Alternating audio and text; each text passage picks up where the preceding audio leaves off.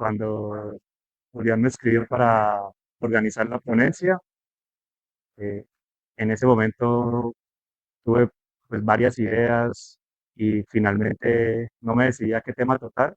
Y preciso, las últimas semanas he estado trabajando con el equipo de mi empresa y con otras personas a mi alrededor y he respondido varias dudas. Primera es por qué Cloud Code, y aquí pues hablo específicamente de esa herramienta porque es la popular, funciona mejor en Linux, que funciona mejor en Windows. Lo he explicado alrededor de unas 10, 15 veces a personas que son técnicas, conocen, pero se les hace raro de por qué esta herramienta no funciona igual.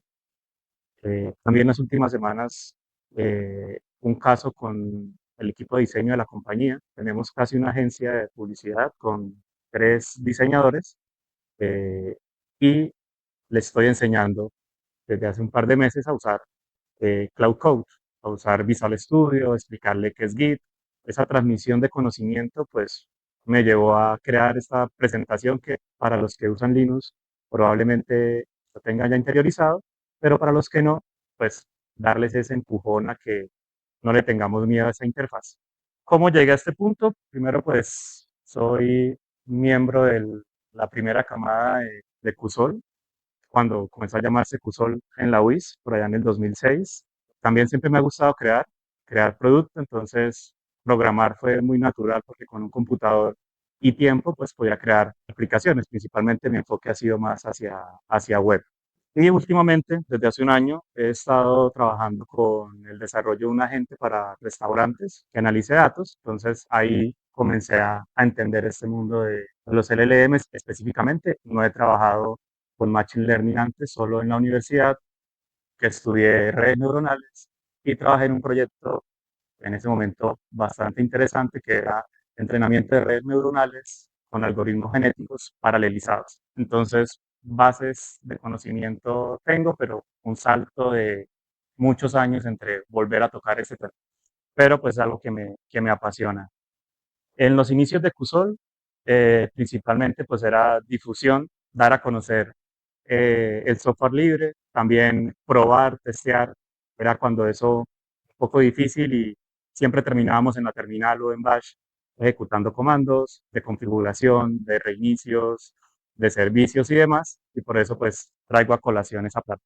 Un poco de los hitos, hablaba hace un momento en la entrada y un hito o un aprendizaje muy grande que tuve precisamente en un FreeSol o algo similar cuando instalábamos, que en un proceso de instalación en mi máquina, no sé qué hice mal en la consola, me ubiqué en un subdirectorio que no era, en subdirectorio raíz, y por error envié a borrar todo el disco raíz, porque no pide confirmación, no pide nada, y pues esa facilidad también trae estos pequeños inconvenientes o grandes inconvenientes. También trabajé, como les comentaba, en temas de supercomputación que hacía muy fácil ese trabajo con el software libre desde el punto de vista empresarial y demás, pues la supercomputación en ese momento pues estaba naciendo. Estamos hablando 2006, entre 2006 y 2009.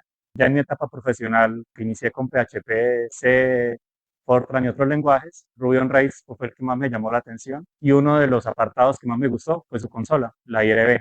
Si lanzo un proyecto en Ruby on Rails o en Ruby también, pero en Ruby on Rails en específico, tengo una consola donde precarga por default todo el proyecto y pues puedo hacer scripting rápidamente. Entonces dar soporte era muy, muy fácil, hacer cambios en la base de datos sin tener que ingresar a la base de datos, pues fue muy sencillo y por eso me encantó. Docker, que es consola, aunque hay interfaces, está muy bien. Y como les comentaba, pues los últimos 2 hitos fue guiar a un diseñador a usar Visual Studio, a usar Git. ¿Y esto por qué? Porque estaba creando un repositorio de prompts para generar imágenes con Nano Banana, que pegó un salto exponencial hace un par de meses, y tenía prompts en el chat, prompts en Google Drive, regados por todo lado. Entonces, yo ya veía venir ese problema, pero dije, quiero que él lo experimente y comencé a explicarle para qué era Git, cuál es la utilidad de utilizar Git y por qué usar Visual Studio directamente. Entonces, y eso muy pegado a las últimas semanas, a usar Cloud Code directamente en la consola, sin ninguna capa adicional, y pues nos está funcionando bastante bien con retos. Por ejemplo, yo desarrollé las skills y los subagentes en Linux y en Windows no funciona. ¿Y por qué no funciona? Fácilmente en Linux tenemos un comando que toma los PDFs y los convierte en imágenes. Eso es natural, nosotros nunca usamos Load PDF ni buscamos en Google cómo cambiar un PDF imagen o cómo crear una imagen en PDF. Nunca tenemos que hacer eso. El usuario normal de Windows sí tiene en sus favoritos y los usuarios de ofimática tienen en sus favoritos Load PDF. Y como la IA no recibe PDFs, la IA recibe en formatos de entrada texto, audio e imágenes. PDF no es un formato que él vaya a leer, el resultado no funcionaba. Entonces manualmente les tocó tomar screenshots o ir a Load PDF, convertir el PDF en imágenes, porque pues en media hora que le dediqué no fui capaz de instalar una herramienta por consola que convirtiera PDFs en imágenes en la consola de Windows. En parte porque pues mucho tiempo sin usar Windows, años y años sin usarlo, pues no sé cómo quedó como maniatado y por más que teníamos cloud, webs y demás, no supimos cómo. Entonces, después de media hora dije, ya no le invierto más tiempo, después revisamos, eh, háganlo a la antigua, pues háganlo manual. Y eso hace que el resultado de lo que estábamos haciendo en diseño pues no fuera tan chévere. En Linux el resultado con lo que había desarrollado pues era bastante bueno, porque leía el PDF, lo convertía en imágenes y eso hacía que el resultado fuera interesante, versus en Windows pues no era capaz, y los que tenían Mac les funcionaba parecido a Linux. Entonces ahí digamos que más argumentos para explicarle a, a las personas de por qué en Windows esta cosa no funciona bien. Ese era el tema. Una breve historia, pues Bash, como más que de la historia de Linux, fue de la historia de la computación. Inicialmente no habían interfaces, era teclado y una pantalla y todo a punta de comandos. Y una de las filosofías o de los como grandes pilares de Unix y de Linux, pues era generar programas por terminal que fueran sencillos, que se pudiesen ejecutar en paralelo, que tuviesen una única responsabilidad, aunque pues tenemos comandos que hacen muchas cosas, pero son un comando específico con muchas o varios argumentos, pero realmente es como algo, en principio sólido, y eso está pues bastante atenuado desde la comunidad y siempre hemos venido, o la comunidad ha venido desarrollando de esta manera. Acá está como la premisa inicial traducida eh, para que lo veamos más fácilmente, pero eso era lo que ellos estaban buscando y lo que se logró al final. Cuando ejecutamos los comandos en Linux, vamos a encontrar un comando para cualquier actividad, eh, desde transformar video en imagen, video en GIF, buscar dentro del computador, editar archivos, todo está ahí. Entonces, y depende de tus necesidades, probablemente lo que necesites va a estar disponible a un comando de distancia, más un comando de instalación, que también termina siendo uno de los grandes superpoderes de Linux y de software libre, es los sistemas de paquetes, que a hoy en día, digamos que si se usan Android, usan iOS, porque tiene una Apple Store o una Play Store donde con un clic instalan cosas y no importa. Algo similar pasa en el software libre con los gestores de paquetes, donde con un comando instalas y instala todo lo que necesitas para que eso funcione. Entonces, también esa facilidad de instalación, pues eran cosas que, aunque no tuviésemos un mouse o una interfaz más amigable, fueron muy útiles cuando estábamos trabajando y son muy útiles ahora para el desarrollo de software y el mantenimiento de sistemas. Eso hace que, como todo se puede hacer por consola, pues aprenderse estos comandos era un reto bastante grande. Probablemente al inicio no había un autocompletado tan fácil. Lo básico era teclita arriba para el comando anterior, tab, doble tap para ver si hay algún comando o algo que pueda autocompletar, o un tab para autocompletar completamente, pero más de ahí no había, y de pronto en segundos argumentos o terceros argumentos no había autocompletado, que ahora sí tenemos. Eso sí, muy buena documentación. Un problema trae una solución y es en las mismas herramientas que se instalaban venían manuales que había que leer texto y leer, y creo que eso también hace que tengamos los más antiguos en este uso, pues como que para nosotros es nativo leer. Me gusta leer, de hecho, yo unas noticias las leo, no las veo. No sé si es algo de eso mismo, de esa mecánica de estar leyendo, leyendo, leyendo de hace muchos años, pues ya hasta para consumir noticias prefiero leerlas que escucharlas. Y eso hizo que el conocimiento pues comenzara a quedar escrito. Entonces los manuales era texto escrito donde estaba especificado qué hace cada una de las herramientas. Después con la web, el nacimiento de la web en los 90 y ya masificación en los 2000, entonces sitios, foros, cualquier lugar donde se pudiese publicar algo, íbamos a encontrar una solución y pues podría pasar que como no nos gusta leer o no sabemos preguntar, una misma pregunta estaba escrita de diferente manera en múltiples foros o en el mismo foro y en algunos de ellos pues respondían un poco de manera agresiva en el foro por preguntar algo que ya estaba solucionado en otro lugar, solo que con otras palabras. Entonces, somos mucho de escribir y leer y creo que eso es parte de la fortaleza del software libre, de open source, de esta comunidad que es tan grande en el mundo. Y esta memoria pues terminó siendo eh, importante para el entrenamiento de la inteligencia artificial, en específico los LLMs. ¿Por qué? Porque requerían vastas cantidades de información, pero vastas es teras, teras de datasets organizados, tagueados, y aunque tenemos, por ejemplo, una Wikipedia, pues es una enciclopedia que tiene contenido estático, por decirlo así, contenido para estudiar, versus los foros son pregunta-respuesta. Entonces, pregunta-respuesta termina entrenando a los LLMs para entender cómo preguntan las personas y cómo se debe responder. Entonces, aunque hay demasiado contenido libre, muchos artículos y demás, esos artículos son en contenido plano, pero en cómo responder y cómo es un tema de una conversación, probablemente en esos foros eh, es donde más fácilmente sacaron datasets, que ya después fortalecieron con otras fuentes de información, pero ahí se puede considerar una buena cantidad de datos que ya están de alguna manera limpios. No hay que trabajarlos tantos para poder entrenar y eso sí, con todo mi desconocimiento del área. Repositorios en GitHub que están naciendo, aunque no confío mucho en la calidad del código que se esté haciendo ahí en esos repositorios, hay que saber filtrar muy bien. Hay un dataset específico con el cual entrenaron un modelo libre, bueno, open source de pesos abiertos, que se llama Starter Code, y pues uno de los datasets es scripts de shell.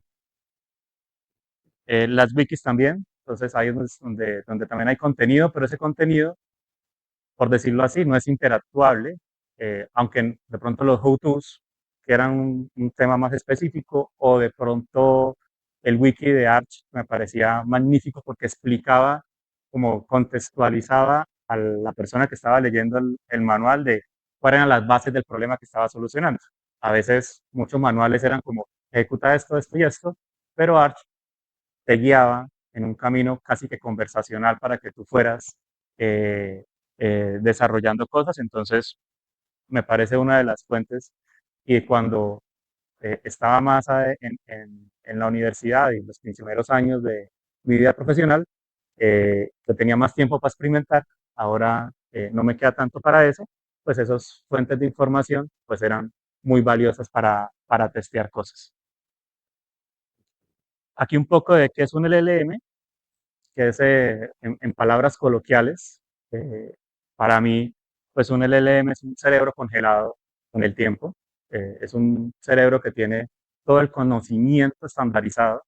Entonces, si le pregunto por algo en específico, por ejemplo, qué problemas tienen los estudiantes para aprender, normaliza toda la información, puede dar una información estandarizada de un problema generalizado, pues de todos los datasets que tenga, ya sea Latinoamérica, Estados Unidos, Europa. Y si ya especifico cuáles son los problemas de los estudiantes en Colombia, probablemente me va a buscar información más detallada y específica para Colombia. Si busco Santander o si busco Bucaramanga, probablemente ahí comience a alucinar, porque no va a tener suficiente peso en documentación para que nos entregue algo específico. Y ahí es donde comienzan en parte las alucinaciones. ¿Qué recibe un LLM? Un LLM recibe en su matriz una cadena de texto, no es más.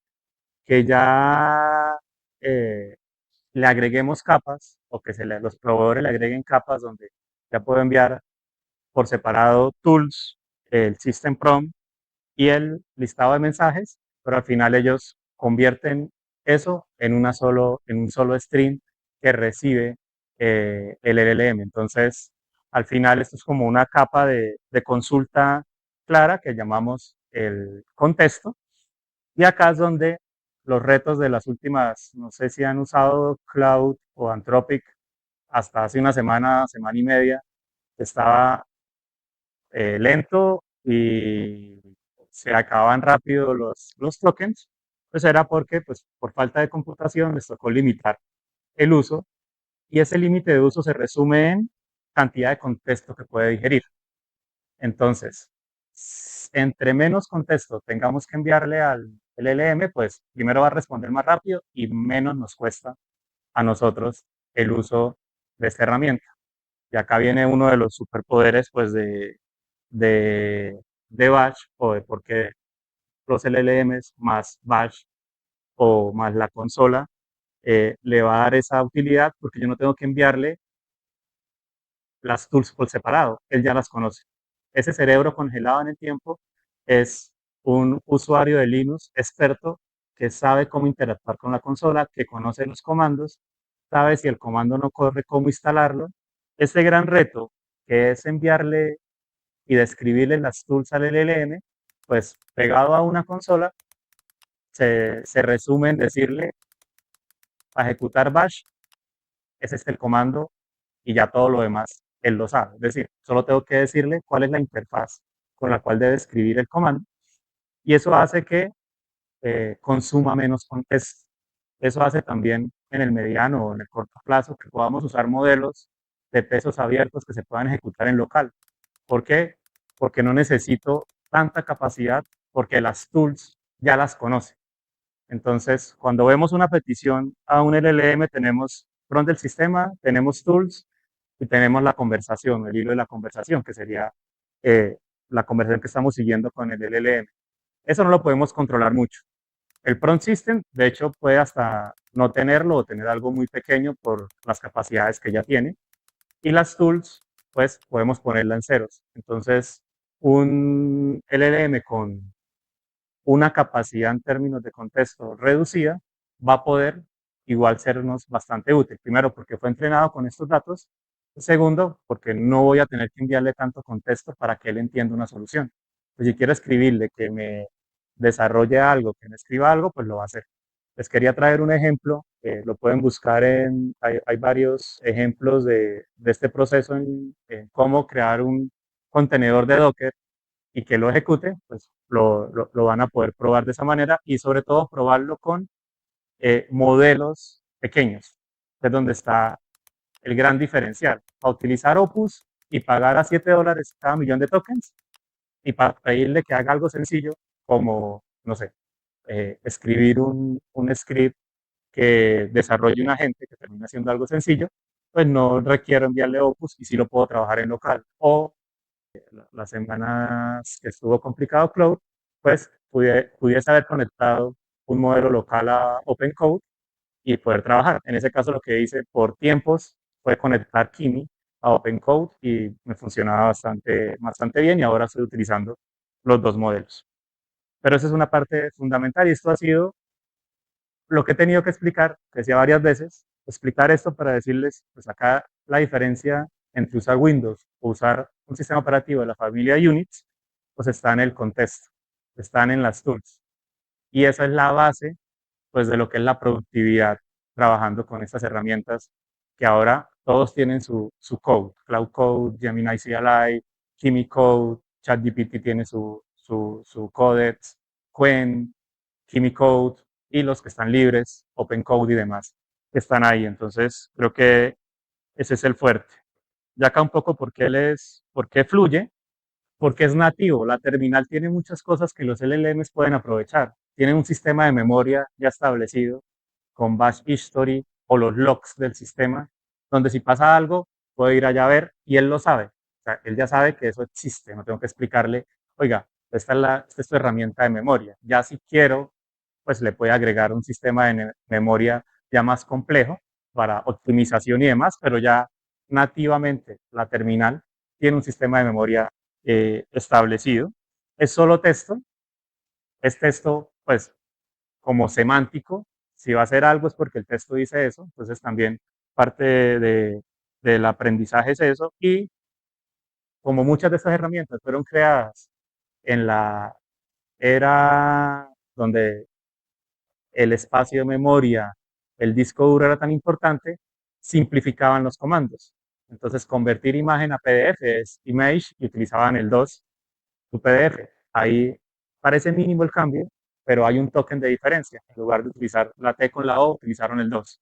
Y ahí se ahorra, en este momento, contexto. Entonces, creo que nos prepararon mucho para este momento y desde hace como año y medio se popularizaron ya desde los que están creando pues están entrenando los LLMs, los benchmark, de usar una consola y hasta dónde llega el LLM con esto. Entonces, ya es un nivel, unos hitos que deben cumplir los LLMs. Comercialmente no se habla mucho de esto, o sea, no se habla mucho de, tú puedes soltar un LLM en una consola y déjalo libre, que él va a poder hacer lo que tú requieras. Evidentemente, pues hay que construir un sistema de retroalimentación de memoria y demás, pero no necesitaríamos un Cloud Code, un Open Code. Bueno, Open Code sí al poder utilizarlo con múltiples modelos. Cloud Code queda amarrado a Anthropic, entonces tiene sus retos y el día que se caiga o el día que fracase la empresa, pues todos los que están acostumbrados a usar Cloud Code quedan con una deuda que cambiar. Tu, tu, tu. ¿Qué más por acá?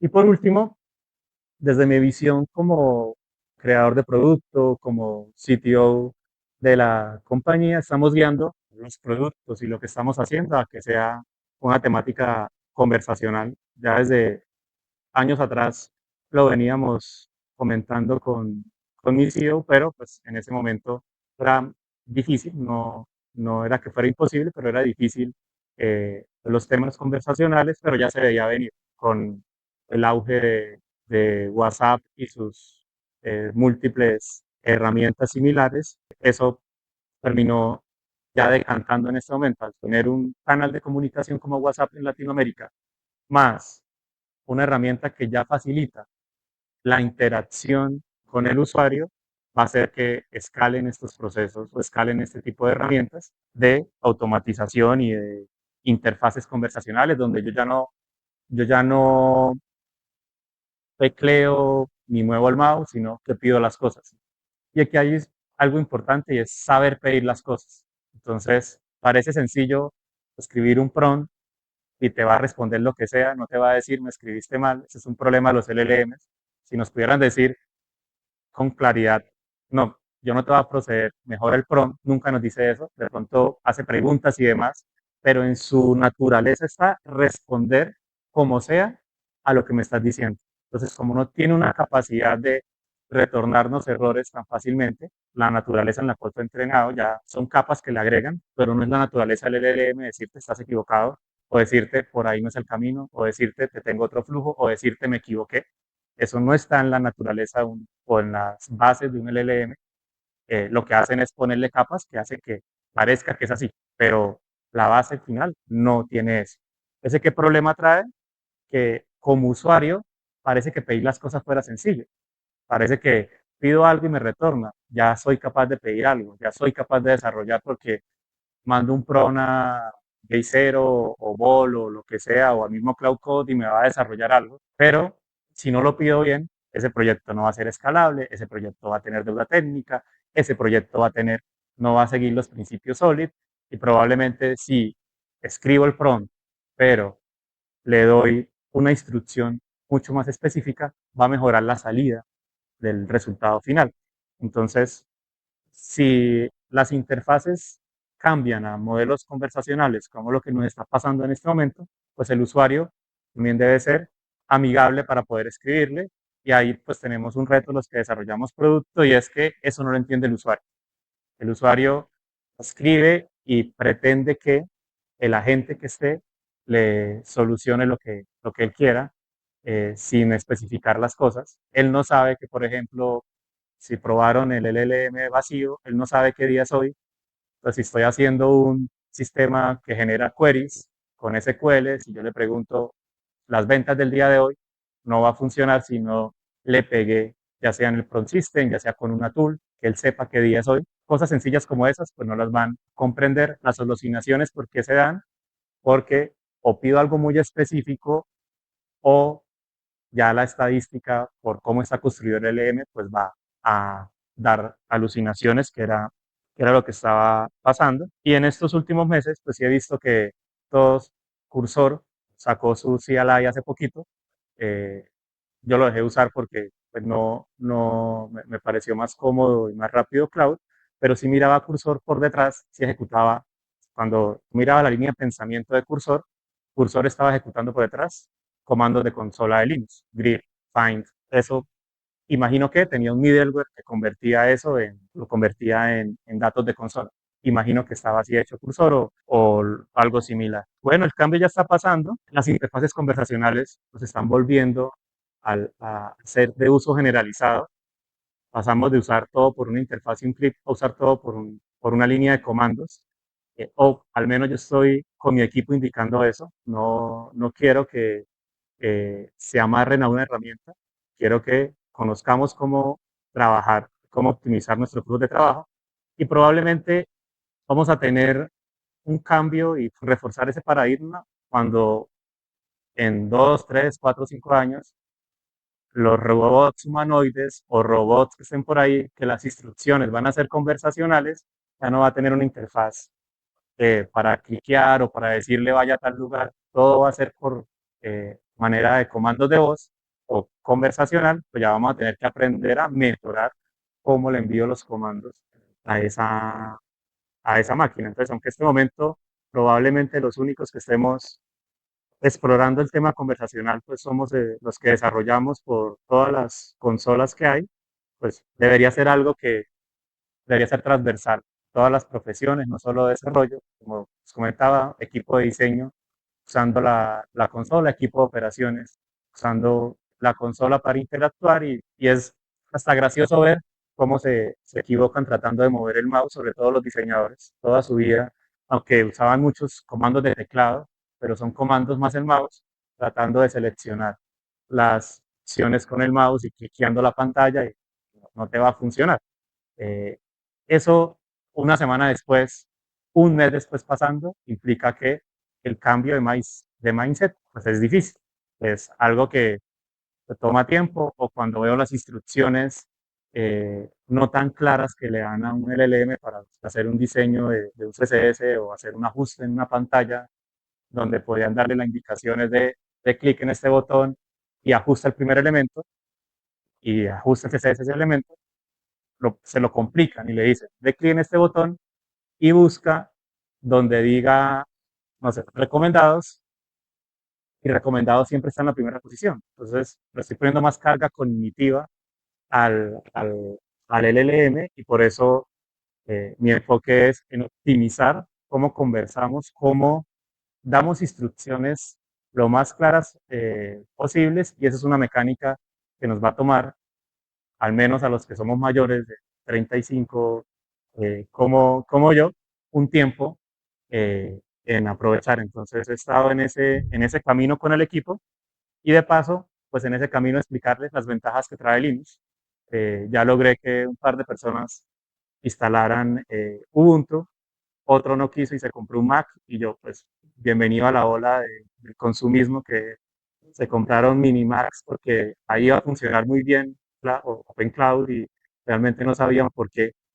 está funcionando ahí, pudiesen montar una mejor herramienta, o lo compran y no le instalan Breu, no le instalan los paquetes que necesita y termina siendo una máquina perdida en el tiempo, entonces perdida para la optimización del trabajo, pero pues se dejan guiar de las tendencias globales y aparte pues pueden ser mucho más, solo que desde mi experiencia y de mi conocimiento, pues al ser ingeniero, siempre me gusta optimizar costo-beneficio.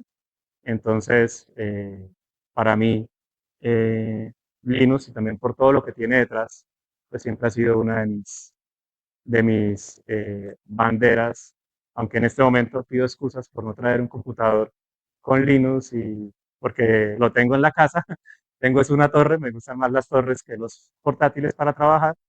En el torre sí tengo Linux instalado, pero pues trato de cada momento que puedo, pues decir, Linux es muy bueno y no solo decirlo, sino también pues explicarlo y lograr que más personas usen y conozcan el software libre, no solo por productividad y costos, sino también por eh, lo que tiene detrás de comunidad, conocimiento compartido y demás.